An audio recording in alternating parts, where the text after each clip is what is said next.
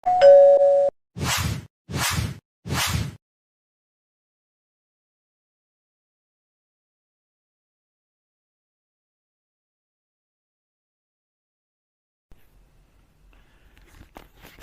الله والحمد لله والصلاة والسلام على رسول الله.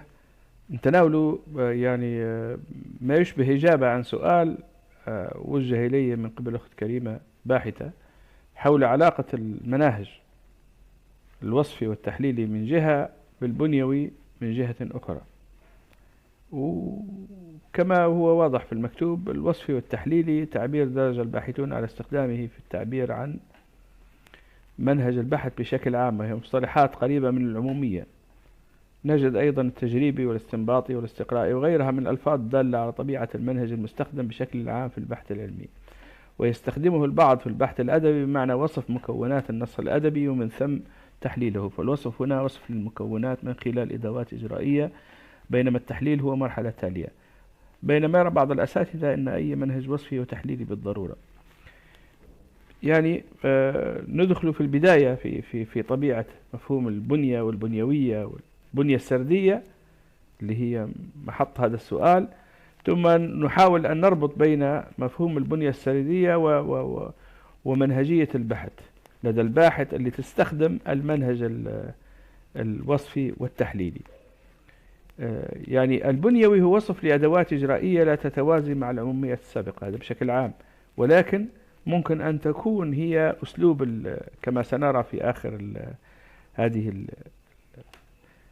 التسجيل، هي المدخل التي يتم عن طريقه التحليل. المناهج البنيوية ظهرت بداية القرن الماضي بعد تنظيرات دوسوسير البنيوية، كذلك تجربة الشكلانية الروسية، وهي تعنى بدراسة النص من الداخل أو العلاقات بين عناصر النص. وحاليا توجد مدرستين راسختين في هذا المجال: مدرسة السرديات البنيوية، وهي تبحث عن بنية الشكل في أغلب أبحاثها، جينيت وتودوروف في المرحلة الأولى لهم يعني في بداية، ومدرسة باريس السيميائية اللي أسسها غريماس وتلاميذ كورتس فيما بعد. وموجود من العرب من تبنى هذه المناهج، سواء سعيد بن كراد الذي قدمها، ورشيد بن مالك في الجزائر، والعجيمي في تونس، وآخرون يعني.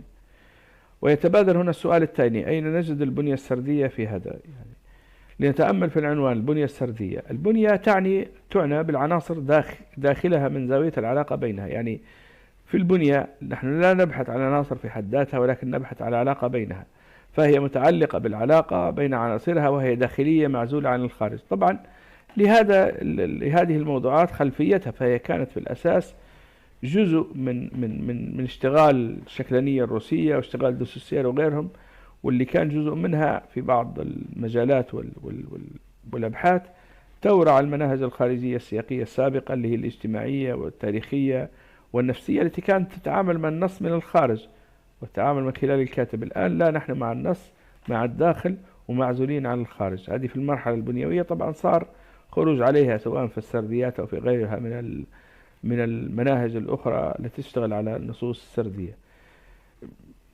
فيها معلومة أساسية يجب أن نتفق عليها في البداية: أن السرد يتحقق داخليا من خلال عناصر الحكاية الأربعة. إذا كان أردنا أن نتحدث عن النص من الداخل، نحكي عن عناصر الحكاية الأربعة: الحدث والشخصية والزمان والمكان.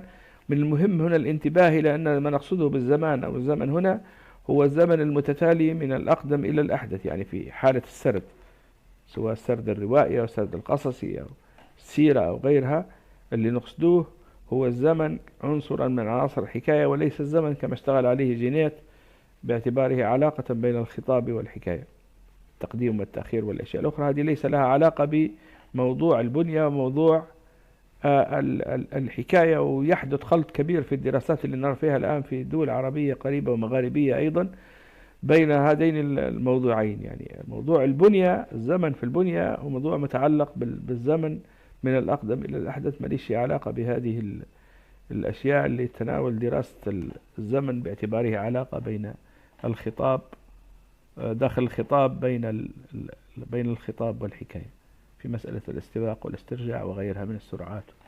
فالبنية السردية مختصة بالعلاقة بين كل عنصر من العناصر السابقة لدراسة طبيعة تشكله، خاصة تلك العناصر التي يمكن تأملها مفردة مثل الشخصية والزمن والمكان. إمكانية أولى لتحليل البنية السردية. سأضع بعون الله بعد هذه بعض التجارب البسيطة في هذا المجال في دراسة بعض الروايات، ربما تعبر يعني بشكل يعني تطبيقي وعملي عن الفكرة اللي نطرح فيها الآن. البنية السردية ببساطة متعلقة بالبحث بشكل حر عن العلاقة بين كل من العناصر التالية مفردة أو أكثر من واحدة، سواء كانت هذه العلاقة بين الشخصيات أو بين الأزمنة أو بين الأمكنة أو بين الشخصيات والأزمنة، إذا كان في علاقة بين الشخصيات والأمكنة. الشخصيات مثلا نلقى شخصيات متضادة، شخصيات متشابهة أو متناظرة كما يسميها البعض، شخصيات متناقضة. ونحن بهذا نعود إلى المربع السيميائي، المربع المنطقي تاع العلاقات بين الأشياء، أن الأسود ضد الأبيض، أن الأسود يعني مناقض للأبيض، وأن الأسود مناقض للأبيض. وهذه العلاقات اللي معروفة في عند أهل المنطق. العلاقة بين الأزمنة أيضا، الليل والنهار، الزمن الواقعي والزمن الفانتازي اللي هو غير واقعي ولا يمكن أن يتحقق. العلاقة بين الأمكنة أيضا، فوق وتحت، شمال وجنوب، وهكذا. وضفنا طبعا في دراسات سابقة عديد الدراسات حول سرديات الحكاية، يعني مدخلا لتحليل البنية السردية. يمكن نبحث عن العلاقة المشتركة بين الشخصيات والأمكنة، وبين الشخصيات والأزمنة، وبين أحداث معينة وشخصيات معينة، وبين أحداث معينة وأزمنة معينة وأمكنة معينة بشكل حر. يعني مثلا في السيرة الشعبية العربية وجد الدكتور سعيد يقطين أن البنية السردية للحدث في السيرة الشعبية العربية تتكون كما يلي: دعوة نصية على لسان تقدم على لسان درويش أو في منام رجل صالح أو شيء من هذا القبيل، مسار أحداث طويل ثم تتحقق هذه الدعوة النصية في نهاية المطاف. مثلا من خلال تحليلي لرواية تابوت، ورواية مهمة تميز بنية الشخصيات منظمة لعبد الله الغزال، فيها شخصيات 4 رئيسية: شخصية المتكلم وهو البطل الرئيسي في هذه الرواية الذي لم يذكر اسمه على الإطلاق، شخصية زيدان، وشخصية بشير، وشخصية جمعة. لو جينا لموضوع الصحراء، باعتبار أن هذه الشخصيات في الأساس انتقلت لتأدية الخدمة العسكرية في الجنوب زمن حرب تشاد، نجد المتكلم يعني يكره الصحراء باعتبار تورط في الجندية وفي الذهاب هناك يعني. ولكن هذه الكراهية كان يسبقها متغيرة الآن، لأن كان يسبقها حب، لأن والده كان يشتغل في النفط فكان يحب الصحراء. يعني مثلا لو نجي المحور، محور زيدان مثلا، يحب هذه الصحراء كجزء، حب جزئي باعتبارها جزء من هذا الوطن. زيدان شخصية يعني متدينة وشخصية مستقرة، ويحب الصحراء باعتبارها جزء من الوطن. عكس المحور الآخر فيه المحور بتاع الكليات في هذه العلاقة مع الصحراء.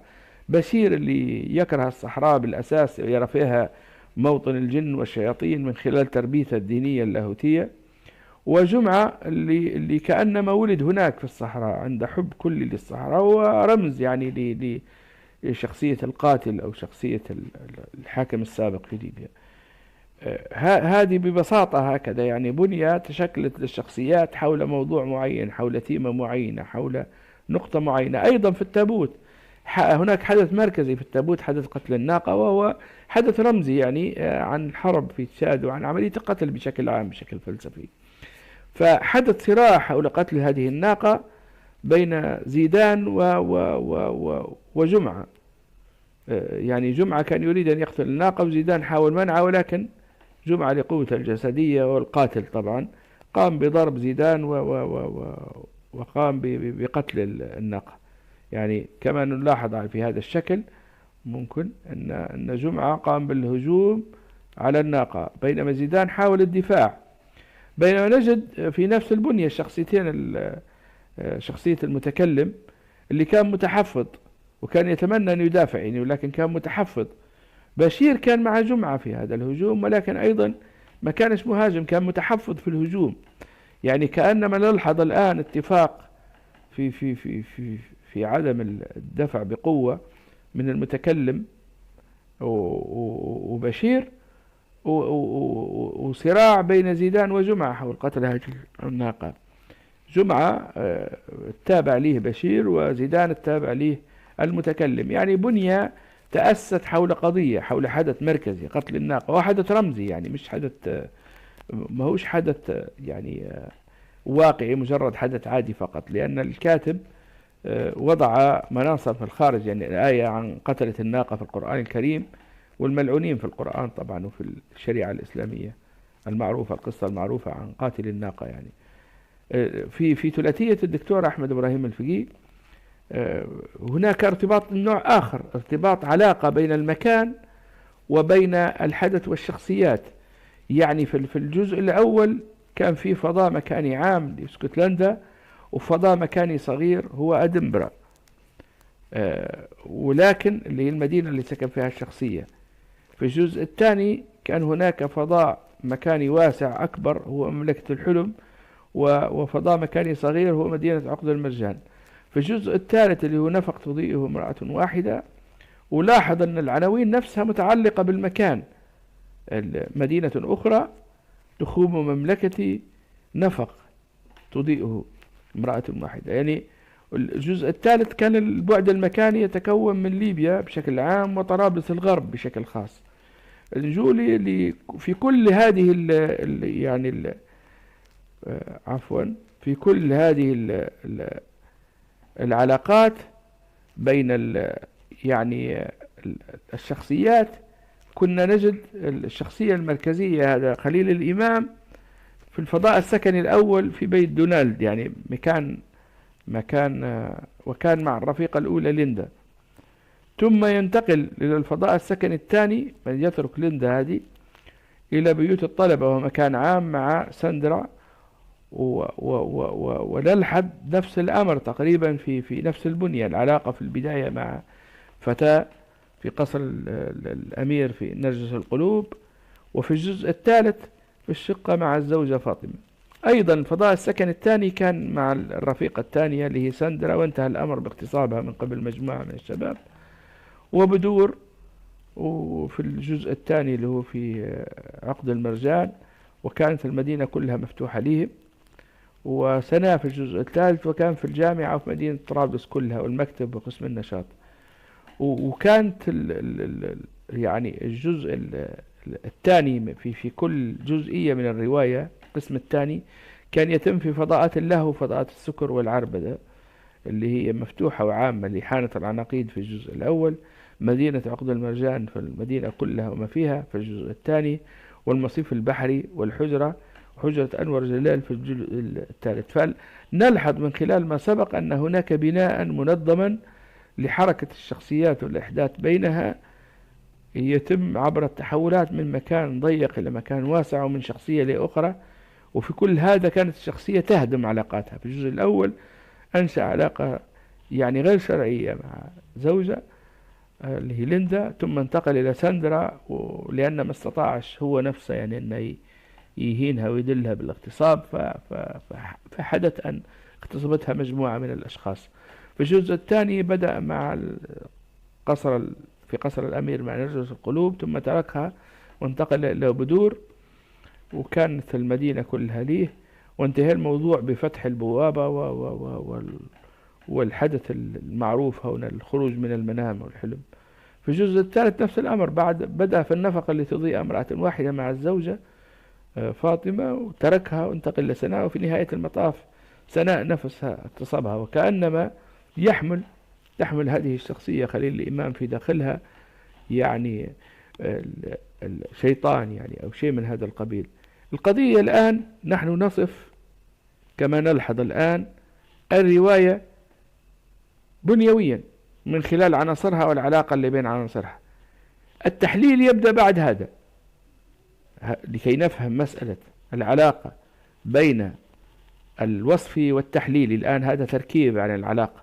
نحن قمنا بوصف ظاهرة الرواية اللي أمامنا اللي هي رواية أحمد إبراهيم الفقي، وفي البداية رواية عبد الله الغزال كما تابعنا من خلال البعد البنيوي، واستطعنا أن نصل إلى بنية معينة. لكن القضية ليست في وصف هذه البنية، القضية في مسألة تحليل أبعاد هذا التركيب أو هذا البعد البنيوي للوصول إلى فهم أكبر للنص. يعني ما هي الدلالات الكامنة خلف هذا، ما هي الأبعاد التي يعني تحققها هذه البنية داخل التركيب الكلي للنص السردي لرواية التابوت لعبد الله الغزال، أو ثلاثية المرحوم أحمد إبراهيم الفقيه، الدكتور أحمد الفقيه. ما هي الأبعاد اللي تحققها هذه البنية المكانية في هذه الرواية في الثلاثية؟ ونلحظ كما قلنا البنية المكانية موجودة حتى في العنوان نفسها وفي المناص الرئيسي اللي هو العنوان كل جزء من أجزاء الرواية. مدينة سأهبك مدينة أخرى، هذه تقوم مملكتي، نفق تضيء امرأة واحدة. فالمكان متعلق بالشخصية ومربوط بالعلاقة بين شخصية وأخرى. ففي الجزء الأول سيهب مدينة أخرى لشخصية أخرى، وفي الجزء الثاني يحدث هذه تقوم مملكتي، في الجزء الثالث نفق، باعتبار أن هذه الشخصية ترى في الزواج نفق ضيق تضيء امرأة واحدة. فالآن وصفنا من خلال البعد البنيوي، طبعا البنية السردية البنيوية فلسفة، ولكن لما نطبقها في السرد البنية السردية تتحقق من خلال العلاقة بين العناصر، والعناصر هنا في هذه الحالة الأحداث والشخصيات والأزمنة والأمكنة. استطعنا أن نجد بنية معينة في الروايتين، أيضا في روايات أخرى ممكن أن نجد بنية نستطيع من خلال وصف هذه البنية كما تم في هذه الحالة من خلال الخطاطين، يعني في حتى خطاط أخرى عن تابوت وعن روايات أخرى سبقا وجدناها. وهذه يعني جدولة لثلاثية في صورة العلاقات بين الأمكنة والشخصيات والأحداث يعني.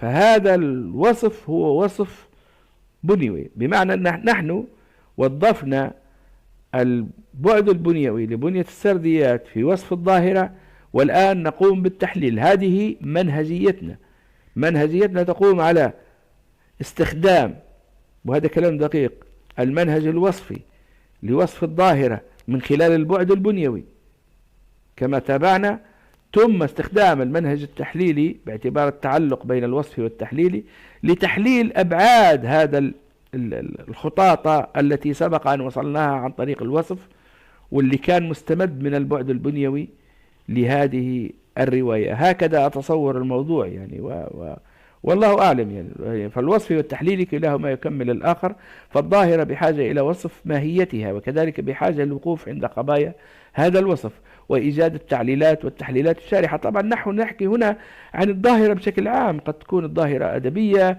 ظاهرة يعني ظاهرة مادية، ظاهرة اجتماعية، أي ظاهرة. في المنهج الوصفي التحليلي يقوم الباحث بداية بالوصف، فالوصف هو الأول ثم التحليل، لا العكس، ذلك لأن الوصف ينبني عليه التحليل، إذا أن معلومات الوصف تعتبر المادة الخام المراد تحليلها. وصف النص هنا من خلال المدخل البنيوي وتحديد تمثلاته أو مقاطعه المؤسسة له أو أبعاد العلاقة بين عناصره، ثم تحليل خلفيات كل تمثل أو علاقة بين الشخصيات تمهيدا لفهم أكبر للنص، فهم دور هذه البنية في بناء جماليات هذا النص ودراما الشخص، الحالة اللي يحاول أن يصدرها الراوي من خلال الأحداث والشخصيات ومجمل النص السردي. وتحليل أيضا البعد الدلالي باعتبار أن هذه البنية بنية حكاية، وأن الحكاية دائما هي خيارات، لماذا اختار الروائي خلف الراوي هذا الوضع، ولماذا جعل من هذا المكان مادة له أو تعامل معه بهذا الأسلوب أو بهذه الطريقة. فهذا هي العلاقة في تصوري بين الوصف والتحليل من جهة، وبين البعد الأدبي، وبين الجانب بنية السرد جزئية من البنيوية، لأن البنيوية أوسع، بنيوية تشكل فكر ولا يمكن نحصرها في أداة إجرائية محددة، وإن كان هي مجموعة من المواصفات لعمل معين تتعلق بالداخل بالمحايدة، ويعني ما يحف النص لكن داخليا، وبالعلاقة بين العناصر داخل النص. ونسأل الله التوفيق يعني.